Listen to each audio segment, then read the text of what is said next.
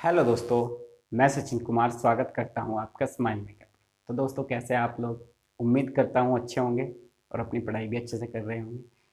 ये दोस्तों, आज हमारा लेक्चर नंबर फर्स्ट है प्रतिशत। हम प्रतिशत के कॉन्सेप्ट आपके साथ साझा करेंगे, यानी कि साझा का मतलब आपको बताएंगे। कॉन्सेप्ट नंबर फर्स्ट होगा हमारा।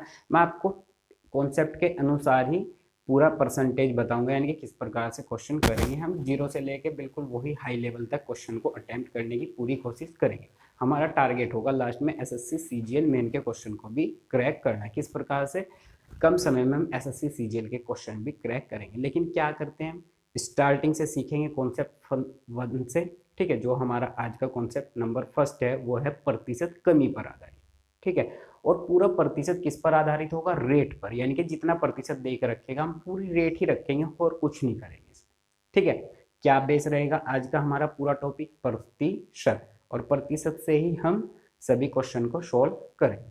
ठीक है, तो स्टार्ट करते हैं ज्यादा समय ना लेते हुए। सबसे पहले मैं आपको बता दूं प्रतिशत कमी पर आधारित। देखो, हम प्रतिशत कमी, मान लीजिए कोई 20% है। ठीक है, 20% कम की बात कर रहे हैं, तो यानी कि अब एक चीज मानो, मान लीजिए कितनी होती है टोटल चीज? 100% होती है। ठीक है, ये हमने एसआई और सीआई में पढ़ भी चुके हैं। ठीक है, टोटल चीज 100% होती है और वो कितना बोल रहा है? 20% कम। आज हम कमी पर ही आधारित प्रश्न करेंगे, वृद्धि पे नहीं, क्योंकि जब हम लास्ट में क्वेश्चन करेंगे तो मिक्सअप करेंगे। ठीक है, उनका कॉन्सेप्ट। ठीक है, ये कॉन्सेप्ट नंबर फर्स्ट है। 100% होती है और 20% क्या कर रहा है? कम। तो शेष कितना बचा होगा हमारे पास? शेष कितना बचा होगा? 80%। इतना तो समझ में आ चुका है। इनके शेष जो बचा होगा हमारे पास 80% बचा होगा। ठीक है, तो वही चीज हम इससे निकालना सीखेंगे। किससे? 20% से। कितनी फ्रैक्शन, मतलब 20% दिया गया था हमें। ठीक है, 20% की कोई चीज, और क्या बोला है? 20% कम कर दी जाए। तो कम क्या करेंगे? 20% की फ्रैक्शन कितनी होती है? 1/5। ठीक है, फ्रैक्शन किस प्रकार से निकलती है? यानी कि 20 और गुना 1/100, तो यानी कि 20×100, यानी कि कितनी आ चुकी है? 1/5। ठीक है, यानी कि मूल वैल्यू कितनी होती है हमारी? जो ये अपॉन में लिखी है, ये क्या है? मूल वैल्यू। ठीक है, मूल। ठीक है, और जो ऊपर है उसको हम क्या, या तो घटाते हैं या बढ़ाते हैं। अगर घटाना है तो घटाएंगे, बढ़ाना है तो बढ़ाएंगे। ठीक है, सवाल में क्या बोल रहा है कि घट रही है। ठीक है, क्या है? प्रतिशत कमी पर आधारित प्रश्न, यानी कि क्या कर रहे हैं? कमी कर रहे हैं। यानी कि 5 से कितनी होगी कोई चीज? 5 से 4 होगी। यहाँ तक समझ में आ चुका है? क्लियर है? ठीक है, एक बात और, अगर देखो किसी का मूल्य दे के रखेगा, किसी भी वस्तु का मूल्य दे के रखेगा, आपको बोलेगा कि इतने प्रतिशत की कमी, मान लीजिए 20% की, ये तो आपने कमी करना सीख लिया किस प्रकार से करना है। अगर मान लीजिए किसी वस्तु के मूल्य में कमी दे के रखेगा, तो उसका खपत का जो अनुपात होगा, देखो जो है हमने निकाला, ये मान लीजिए मूल्य है। ठीक है, यानी कि 5 रुपए थी कोई चीज, और जब इसमें यानी कि सवाल में बोलेगा यानी कि 5% की क्या की जाए? कमी की जाए किसी के मूल्य में, किसी मूल्य में। ठीक है, किसी मूल्य में 5% की क्या किए जाए? कमी। यानी कि 5% की कमी, यानी कि 5 से 4, यानी कि पहले उसका मूल्य 5 रुपये था, अब कितना हो गया?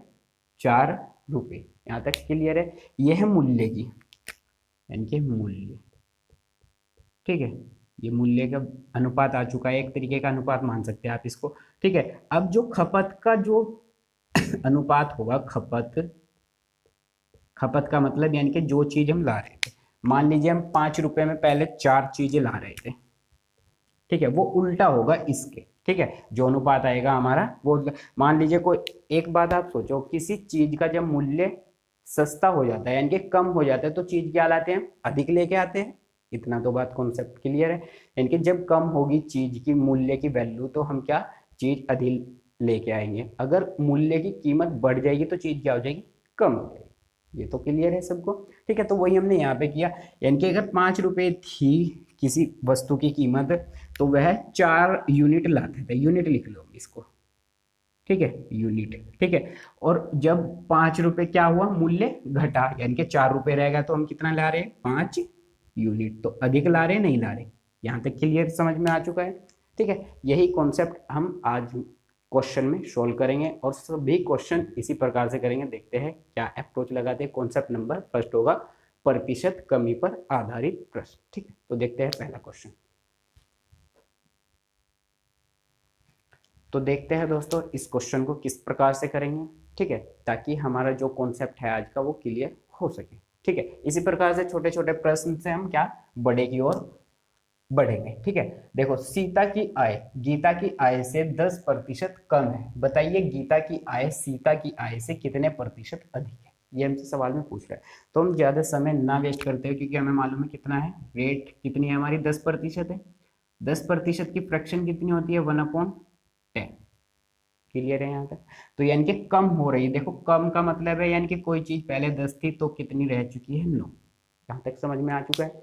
अब इसको ये देखते हैं कि कौन सी आय किसकी है। देखो क्या बोल रहा है, सीता की आय गीता की आय से 10% कम है, तो किसकी अधिक है, गीता की, क्योंकि गीता की आय से कम है, गीता की आय से कम है यानी कि गीता की अधिक होगी, यानी कि ये गीता है जी और ये सीता है एस। क्लियर है, यहाँ तक समझ में आया।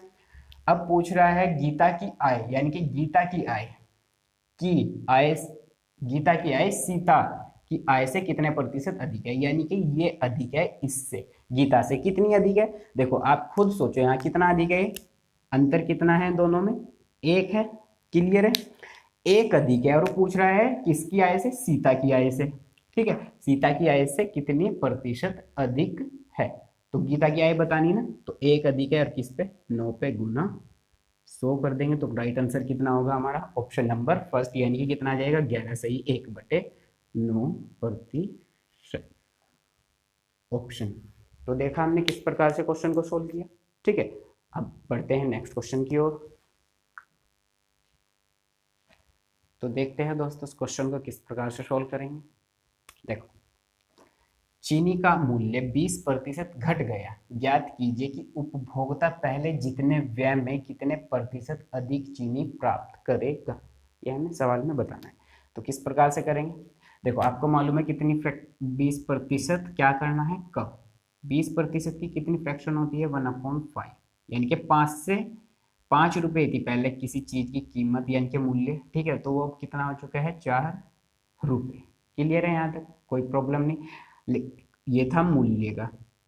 ठीक है, तो खपत क्या होगी, उल्टी। खपत का मतलब है जो चीज लेके आए हम, यानी कि पहले 5 रुपए में कोई 4 यूनिट लेके आ रहा था, लेकिन अब 4 रुपए में वह 5 यूनिट लेके आ रहा है।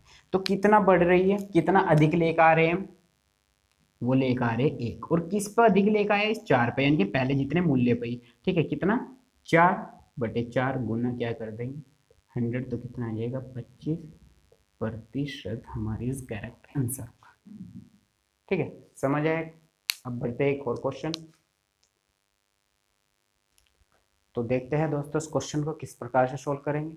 ये है क्रय मूल्य यानी कि अंकित मूल्य पर आधारित। देखो एक पुस्तक का अंकित मूल्य का मतलब है यानी कि एमआरपी, क्रय मूल्य यानी कि सीपी से 20% कम है, बताइए उसे कितने प्रतिशत अधिक में बेचा जाए कि न लाभ न हानि।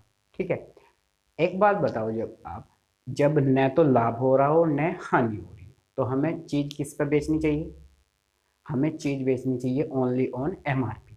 तो कब, जब क्या होगा, न लाभ होगा न हानि, वो कब होगा, जब हम चीज को यानी कि उस वस्तु को एमआरपी पे परचेज या खरीदेंगे या बेचेंगे। ठीक है, तो उस पर ही हमें क्या होगा, न तो लाभ होने का न हानि। अब देखते हैं इस क्वेश्चन को, क्या है 20% है। देखो सबसे पहले क्या है 20%, 20% की फ्रैक्शन कितनी होती है, 1/5।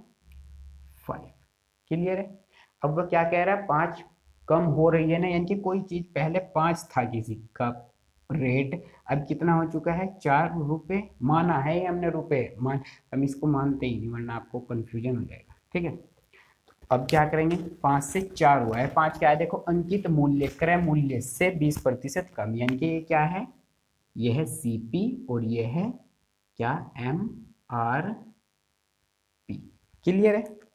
अब जब हमें क्या करना है, न तो लाभ कमाना है और न ही हानि, तो किस पर बेचनी चाहिए हमें, इस पे। तो कितने प्रतिशत अधिक पे बेचनी चाहिए, कितना अंतर है, 1, और ये 4 पे गुना 100, और आपको मालूम है 1/4 किसकी फ्रैक्शन होती है, ये होती है 25% की। राइट आंसर होगा ऑप्शन नंबर 2। तो दोस्तों क्लियर हुआ होगा आप सभी को इन तीनों प्रश्नों के द्वारा। ठीक है, हम अभी आपको कॉन्सेप्ट समझा रहे हैं, इसीलिए क्वेश्चन नॉर्मल भी आपको लग रहे होंगे, लेकिन ये नॉर्मल भी नहीं है, ये अधिकतर एग्जाम में पूछे गए। देखो हमने 3 प्रश्न कराया आपको, लेकिन ये तीनों ही किसी ना किसी एग्जाम में पूछे गए हैं। तो हम धीरे धीरे स्टेप बाय स्टेप आपको कॉन्सेप्ट के माध्यम से क्वेश्चन का लेवल भी अप करते रहेंगे। ठीक है, तो ऐसी उम्मीद मत रखना कि हाँ हम आपको ओनली यानी कि नॉर्मल क्वेश्चन ही कराएंगे, हम आपको जीरो से लेके बिल्कुल हाई लेवल तक क्वेश्चन की अप्रोच करना सिखाएंगे, किस प्रकार से क्वेश्चन को सोल्व करना है। तो दोस्तों उम्मीद करता हूँ ये कॉन्सेप्ट आपको समझ आया होगा। तो मिलते हैं नेक्स्ट कॉन्सेप्ट के साथ। ठीक है, तो थैंक यू दोस्तों।